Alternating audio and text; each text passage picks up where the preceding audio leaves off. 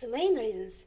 The main goal of the uprising in 1916 was national and political liberation, which summed up the entire previous struggle of the Kazakh people for freedom and independence. The First World War, which began in 1914, in which Tsarist Russia also took part, brought its people the heaviest sufferings. The social and national oppression intensified, arbitrariness and the violence of Tsarist officials on the outskirts of the empire immeasurably increased.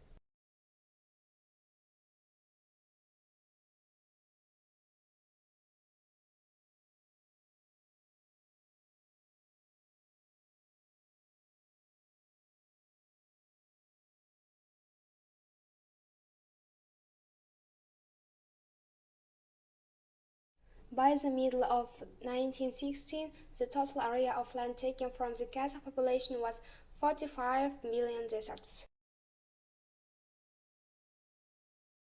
The war consumed a high amount of raw materials, food, livestock, and other material assets.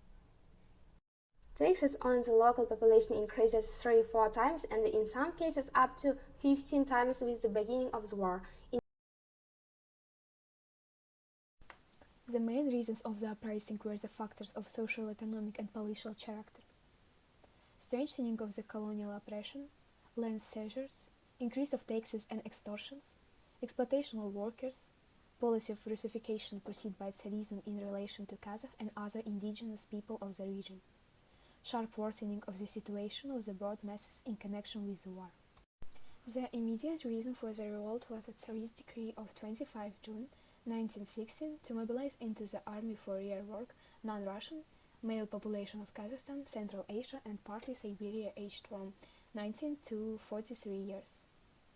Requisitioned planned to work on the constructions of fortification and military communications in the area of the active army. Gradually, the spontaneous movement began to take an organized character. Its major centers emerging in Turgay and Semirich, headed by the recognized leaders Amangelde Imanov, Jangeldin, Bokin, Ashkeyev, Saurikov, Mambetov, and others. The revolt has captured all Kazakhstan and has grown in a national liberation movement directed against military colonizing and large-scale Russification policy of Tsarism, and in a measure against Fizhel Baikal all heads.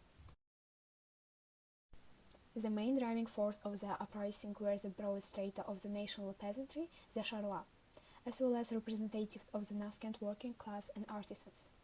Representatives of the other strata of Kazakh people also participate in it by Volast rulers, bees, as well as the democratic intelligentsia. In general, the national liberation movement of 1916 in Kazakhstan was monoethnic, except for southern regions, Semirich and Sirdarya, where along with Kazakh in revolt participate Uyghurs, Uzbeks, Kyrgyz, Dungans, and representatives of some other nations. In other regions of Kazakhstan, the insurgents also had to fight fierce battles with the superior force of the Tsarist punitive detachments. In the Semipalatinsk and Akhmala regions, the Tsarist authorities threw an expeditionary corps of 17 rifle companies, 18 Cossack squadrons, 4 cavalry squadrons, 18 guns, 10 machine guns, and so on against the Torgay insurgents. However, the Punishers failed to suppress the uprising before the February Revolution. Only after the overthrow of Tsarism was the uprising in the Torgay region ended. To suppress the uprising in Semirich were sent 95 companies with about 9,000 bayonets, 2,400 in 3,900 sabers, 16 guns, and 47 machine guns. In Semirich, dozens of Kazakh and Kyrgyz villages were destroyed. Civilians were brutally persecuted. The Tsarist authorities persecuted 300,000 Kazakhs and Kyrgyz, or 1/4 of the indigenous population of the Semirich had to flee to China.